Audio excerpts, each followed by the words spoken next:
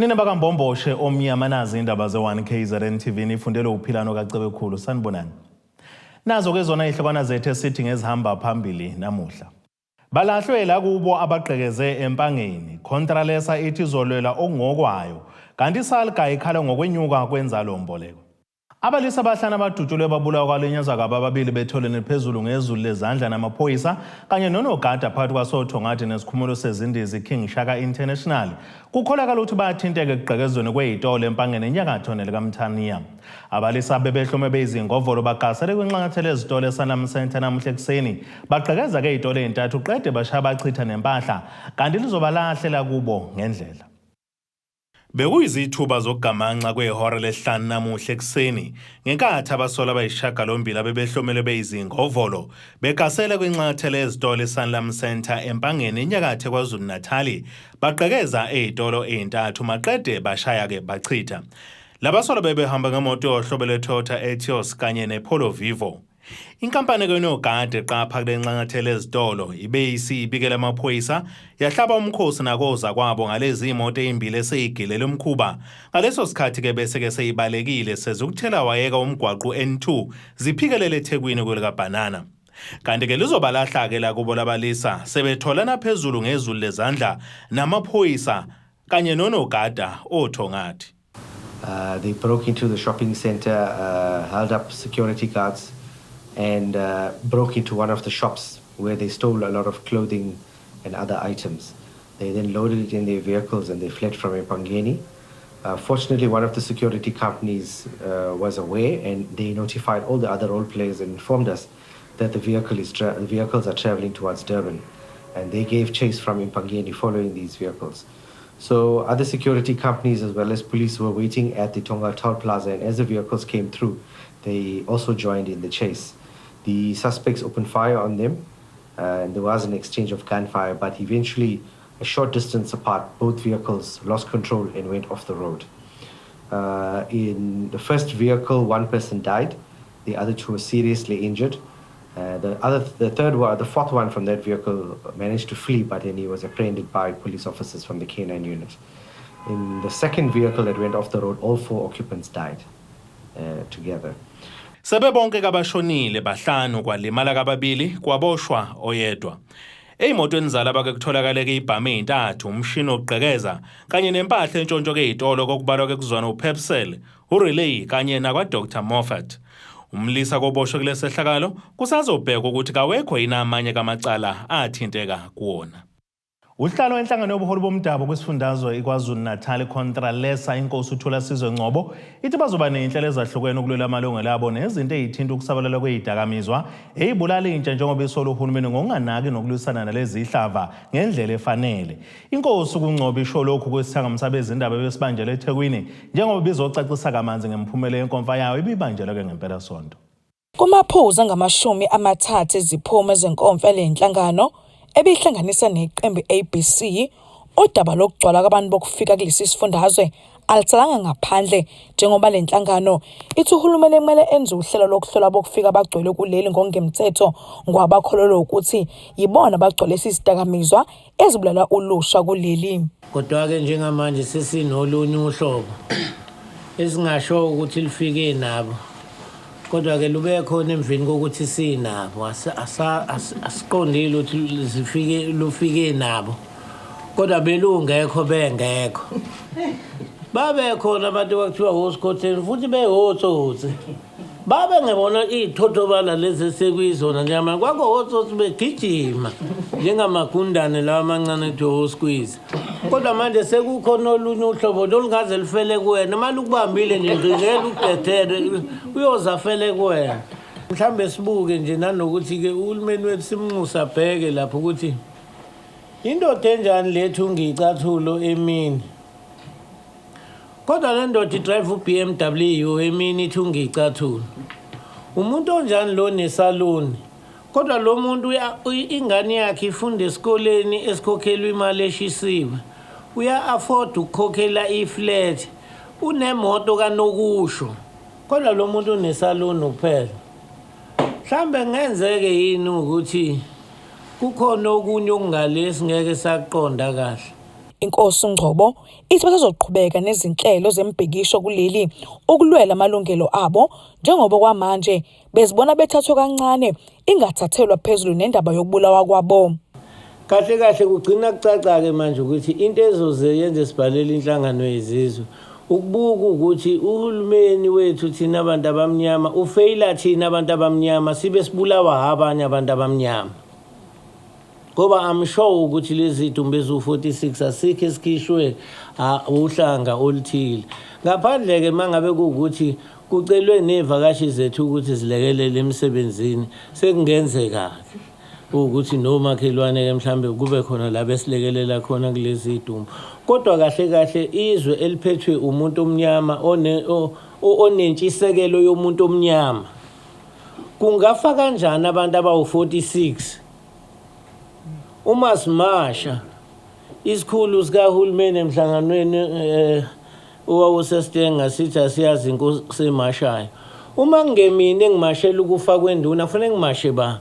Ongumholo ABC uthi kulezi zincomo bona bazibophezele ekutheni bafaka uhulumeni enkantolo emphoqo ukuthi akhokhe yonke imali ayikweleta amakhosi nezinduna ebeyisalele emumva imiholo yazo kanye nokungenelela ekutheni kusheshe udaba lokubuyisela kwemhlaba kumakhosi.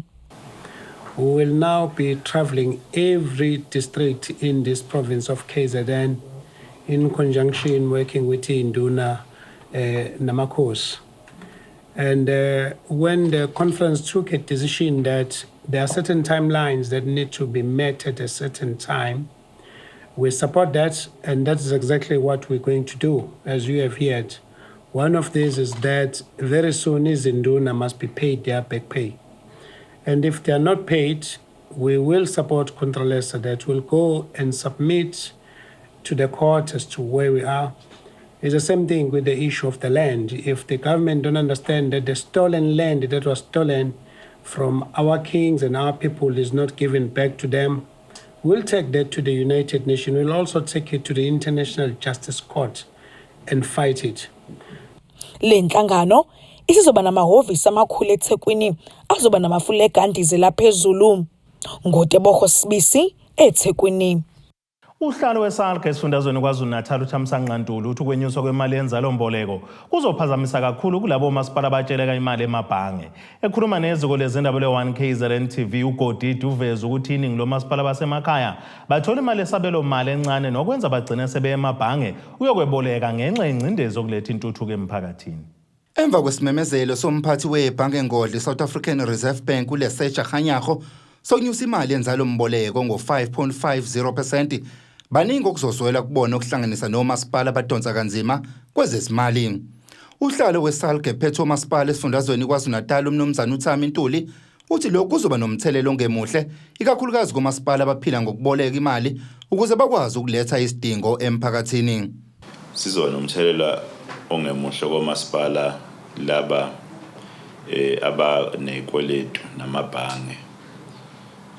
Kanti bebazi ukuthi emalini abayiboleka ngenxa yokuzama ukusheshisa udaba lolu lokuhambisa intuthuko emphakathini. Bebazi ukuthi mhlawumbe ukhokha R100 bazi babudget R100.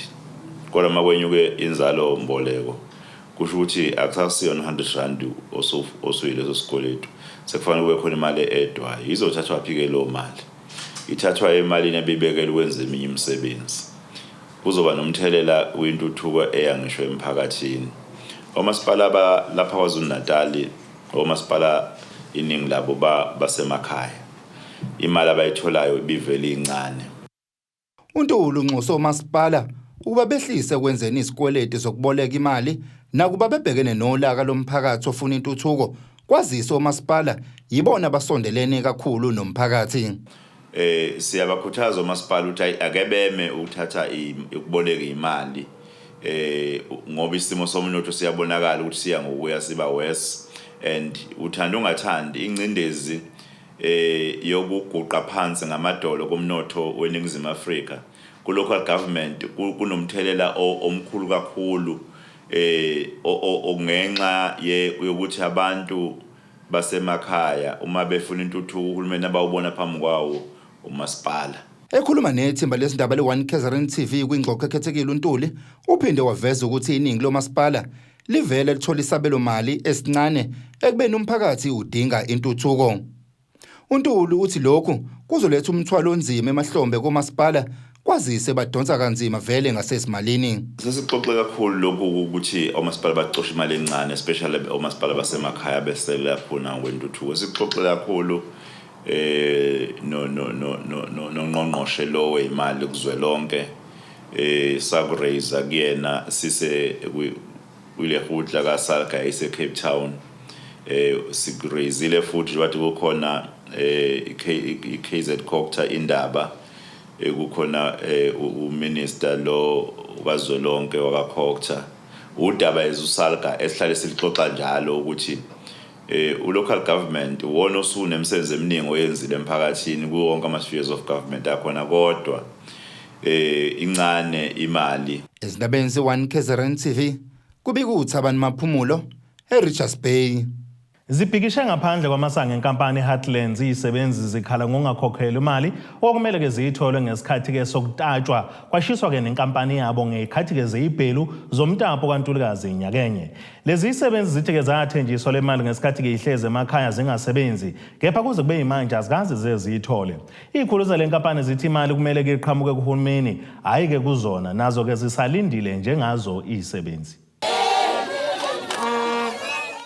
Bangenele emgaqweni bekhala ngemali okwakumele bayithole ngesikhathi zezibhelu zomtapo wangoNtulikazi inyakenye abasebenzi befemu iHeartlands esemgungundlovu.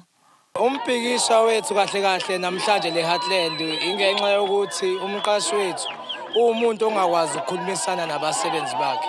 Sikhuluma nje namhlanje sinenkinga yokuthi sake sashelwa ifemu sathenjiswa uhlelo lukaWabo okwakuyimali esinxephezelo yabasebenzi ukuze kube namhlanje abasebenzi abangakaze bayithole kodwa ukuthi mebezama ukukhuluma ngayo bangayitholi incazelo eyanele kumsebenzi.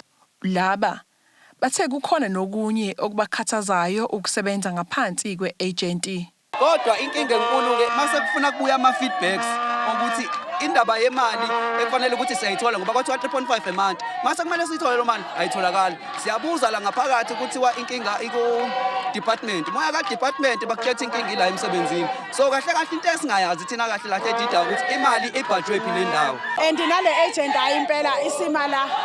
Mina ke iminyaka nayo mningi ngathini ngizohlanganisa unyaka wesi4 selokhu ngangena la kule nkampani ngingaphasi kweagent ithatha u50% wemali yami. Agent ngazi ukuthi mayithatha umholo wakhe uthatha within 3 months mase kulayo suke seku-over sikhathele bandla.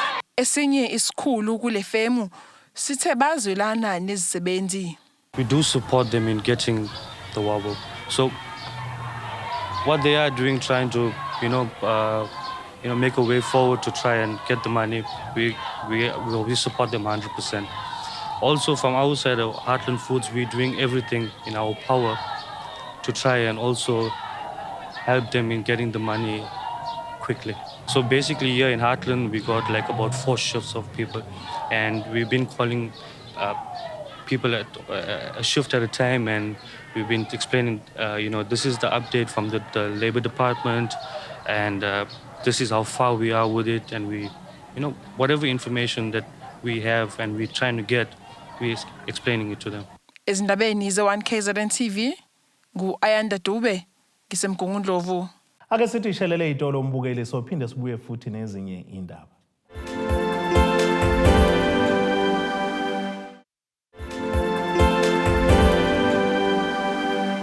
Nina bembeni kabenkulu kaBhusho Bukhali phinde futhi sinamukele kwindaba ze-1KZNTV nazo kuyizona ehamba phambili namuhla. Balahlwe Elakubo Abagqekeze Empangeni.I-Contralesa ithi izolwela okungokwayo kanti iSalga ikhala ngokwenyuka kwenzalo mboleko. Kubonakale uzinzo nokubekezelelana kumaqembu ezepolitiki ngesikhathi kuqhubeka ukhetho lokuchibiyela kuwa-13 emzindo ngaphansi kwamasipala uMdono ugwini oseningizimu nesifundazwe KwaZulu-Natal. Ongumholi weDemocratic Alliance KwaZulu-Natal uFrancois Rogers uthi ukushiya kwekhansela laleli qembu kule wadi lijoyina iqembu le-ANC lokho ngeke nje kubathena amandla kodwa bazoqhubeka nokusebenzela umphakathi balethi idingo ikakhulukazi uma ngabe beqhubeka nokuhola le wadi. Ekhuluma neziko lezindaba le-1KZNTV, uRogers uthi umphakathi wakule ndawo udinga amanzi, ugesi kanye nezindlu njengoba le ndawo igcwele imjondolo. Kuqhamuka uzinzo kanye nokubekezelelana kumaqembu ezepolitiki abesembangweni okudla umhlanganiso kuward 13 eMzinto ngaphansi kwamasipala uMdoni ogunyaliswe eNingizimu nesifundazwe KwaZulu-Natal njengoba beqhubeka ukhetho lokuchibiyela. Umholi weqembu le-DA esifundazweni uthi yizi ikhansela labe beliphethe le ward lilaqaza iqembu le-DA lajoyina iqembu le-ANC kodwa bazimisela ukusebenzela lo mphakathi balethe izidingo. The previous councillor, as we all know, jumped ship and decided to go to the ANC. And we've done a lot of work on the ground. We're very happy with our candidate that we put in here, Salim Mohammed. I think he's the right man for the job. And we'll certainly ensure that we look after the residents. I think that's the most important thing. Residents want service delivery, they want water, they want electricity. Ubese veza ukuthi njengoba le ward igcwele imjondolo bazimisela ukusebenzisana nomnyango wezokuhlalisa kwabantu ukuthi lo mphakathi uhlinzeke ngohlelo lwezindlu. It's something we need to drive in the provincial legislature, and we need to engage Jomo Sabia. They need to identify housing, and they need to ensure that decent housing is given to the people. Obese mbangweni ukuba ikhansela kule ward oqhamuka kwiqembu le-IFP uthi bona into abazimisele ngayo ukuletha intuthuko emphakathini. Sobheka idingo zabantu. Abantu sekuqanjwe kakhulu amanga bethenjiswa into engekho. Abantu abahlala emjondolo izindlu abanazo, ugesi awukho, basebenzisa inyokanyoka, amanzi ishe enkulu eMdoni and kade silwa samukuyilungisa. Yilungu lomphakathi lona likhala ngokuthi indawo yabo ikhungethwe kakhulu ububha, intshi ishoda ngamathuba omsebenzi nokunye okuningi. Inselelo enkulu izindlu, inselelo enkulu ama-toilet, inselelo enkulu amanzi kule ndawo lezi ezimikhukhu amanzi ayigelezela nje nentambo zagesi ziyayintantela nje. Most abantu abahlala kule mikhukhu le abantu abaseyangi iyuti ekhaya ngamathuba okufunda nangamathuba wemisebenzi. Kushaya isikhathi sokuthi siye emoyeni ingakakhishwa imiphumela yokhetho lokuchibiyela kule ward. Ezindabeni ze-1KZNTV kubika uZamando Sicele ngisemzinto. Ukhathazekile umzali womfundi wesikole samabanga aphezulu isicela imfundo enquthu ngempilo yendodana yakhe eyenza ibanga le-10 esikoleni isicela imfundo kulandela ke ukuthola insongo eyivela komunye wothisha. Lo mzali uthi ke okumkhathaza kakhulu ukuthi ke indodana yakhe isinemcabango yokuyibulala ngenxa yokubona ukushabalala kwephupho layo ezandleni zikathisha. Ngabhala sakhe sibhale i-email ngaphuma sekufanele siphume uthisha lo wayesigadile invigilator esesikhulula ukuba sihambe siyochama. Masiyochama sekushayiwa insimbi ke esikoleni ngokomthetho wesikole kusho ukuthi buyisela abantwana emaklasini. Maybe mhlawumbe kwango past 10 noma 11 I'm not sure. Ngiuthi abuyele uthisha amtshela ukuthi cha siphuma ekubhaleni ngisayoyikhulula kade sibhala sesizobhala nge-second surgeon sibhala English. Amyele enganeni uMisi phakathi afika amethuke eklasini asho konke amthathe athi akeze staff room amethuke nase-staff room phambi kothisha ukuthi uphoshiswa ukuthi o level 7 labo abatholayo ngiyaqalekisa kusuka manje angeke ube lutho futhi ngizokuphambanisela ubongibuza okunguyena engamphambanisela njengamanje akalutho noma ungahlabi imbuzi kube buhlungu emoyeni wami namanje siyangilimaza. Kuzokhumbuleka ukuthi esikhathini esigangenyanga esedlule ithimba leindaba like labeka ngodaba lomfundi wasesikoleni saseNdwedwe ophetheke ngokuthi athathe impilo yakhe ngenxa yenkinga bebhekene nazo esikoleni. Lo mzali uthi ke kakusona isigameko sokuqala lesi kwazise bakhona nabanye abafundi abaphoqeleka ukuyeka isikole ngenxa yokuhlukumezeka abakuthola khona lapha. Walesi iphuthunyana ngawureportela ubuhlungu nomntana mayibhekene nabo. Abazange babuye kimi bawenze nokuthi benze meeting sikwazi ukuhlangana bahamba bohlangana nomntwana mabehlanganele nomntwana kwangenele ngoba naye umisi lowo owasethiwa kaxolisa umisi umntana mwasho wathi kwangekho ngisho insizweni yakho ukuxolisa wayelokho ehleka nje ngane ngacishe ngaphuma Ngibashiye kanjalo ngase ngiyahlonipha ukuthi angisale sengilalela ngiqhubeka enkushoyo emnyangweni ukuthi nakwabanye abantwana ngiyathanda umnyango ukuthi ulandelele ezikoleni. Njengamanje umnyango wezemfundo wethule ngokusemthethweni uhlelo lokuqinisa umkhankaso wokufundisa abafundi ikakhulukazi bona-ke abakamatikletsheni kwazise sezingaphansi kwekhulu iy'nsuku eseyibasalele ngaphambi kokuba bahlalele iphepha levivinyo zokuphela konyaka. Loyo oyinhloko yomnyango esifundazweni usigxeke kakhulu lesi senzo wathembisa-ke ukuthi bazomthathela iy'nyathelo ey'nqala yena-ke lo thisha. Silindele ukuthi iy'ngane bayikhuthaze, asilindele ukuthi ingane noma ngabe kuthiwa inankingane ey'fundweni, asilindele ukuthi uthisha akhulume amazwi njengalawo. Uma-ke sesikhuluma nje ngalolu daba okhuluma ngalo, ngicabanga ukuthi uma singathola imininingwane sizolilandela lolo daba lolo, ngoba uthisha wenza kanjalo sinesibopho sokuthi simthathele iy'nyathelo, ngoba uma nje ungabheka i-strategy sethu se-school safety sikhuluma ngokuphepha kwey'ngane zizodwa ukuthi zingalwi izodwa zingahlaselani nje ingane iphephe mayiphakathi kwezinye, uthisha phephe futhi uma ezofundisa iy'ngane, ngamanye amazwi iy'ngane ezingahlasela uthisha. Nothisha ngokunjalo futhi akufanele bahlasele iy'ngane whether ngamazwi ayiziswana noma ngokuthi kuhlaselwane physically. Uthisha wenza kanjalo, in fact angaze abikwe ngisho kwiseyiso kuyinhlangano egada i-professionalism yothisha. Ey'ndabeni ze-1KZNTV kube kuntombi khona Mvubu eThekwini.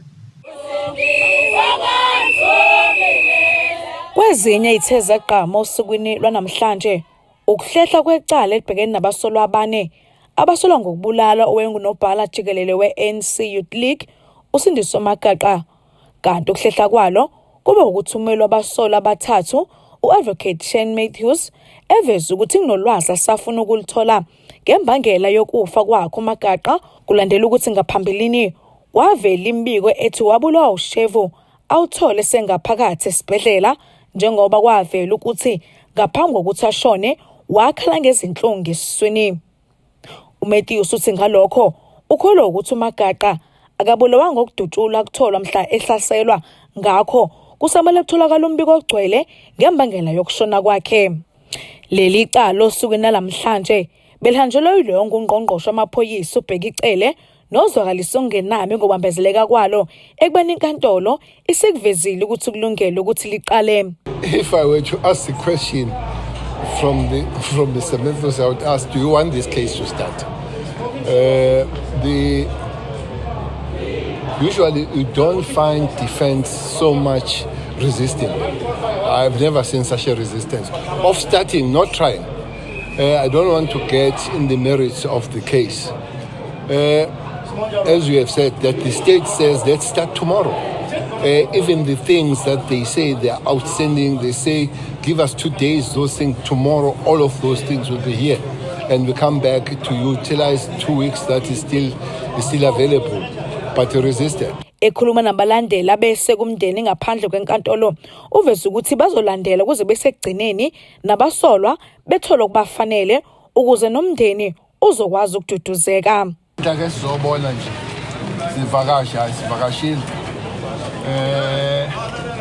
asikwazi ukukhuluma ngecala, kodwa ngiyaqala nje ukubona abameli abangafuni kanje icala liqhubeke. Angeqalite nje ukuba-ke ngokwabo ngabe bedlale ongcwadi icala, kodwa-ke siyafuna ukulizwa. Nathi-ke siyobuya ngomhla ka-15 September. Ube ngomhla ka-15 September-ke kuzokwenziwa lokho okuthiwa i-pre. Icala-ke siloqala ngomhla ka-31 October. Ngomhla ka-December-ke 2. Ilokho esiyakhuluma kuphela, sifune ukungena ukuthi yini impikiswano kubangwa necaleni ngoba lisenkantolo sey'thebeni zenkantolo icala. Kanti leli cala libe sehlehlela umhla ka-15 kuSeptember kuba nalonyaka. Ngotebogo Sibisi eThekwini. Ake siphinde futhi sibuyele ezitolo sophinde sibuye nezinye zeindaba zethu.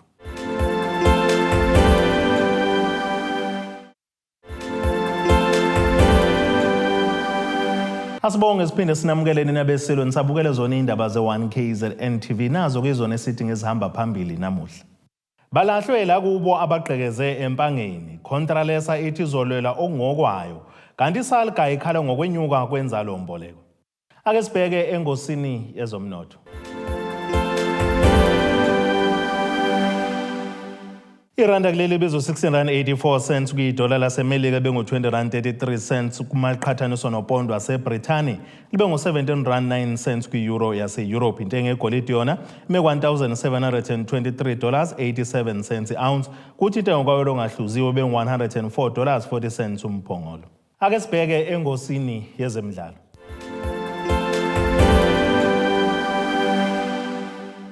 Emva kokuhamba kwalowo bengukapteni eqenjini lezimnyama ngenkaneka Magebhule Orlando Pirates uHappy Jele, leli qembu senimemezela uInnocent Mayela njengokapteni omusha leli qembu kule season ka-2022-23. uMayela kungomunye wabadlali asebenesikhathi bayafika kwezimnyama njengoba ngakhulela kwinkulisa leli qembu ngonyaka ka-2012 ngaphambi kokuba kabolekiswa kwiThanda Royal Zulu kanye neWitbank Spurs, kanti-ke iphine kakapteni kuzokuba unozinto uRichard Ofori. Ake sibheke nasisimo sezulu esingalindeleka.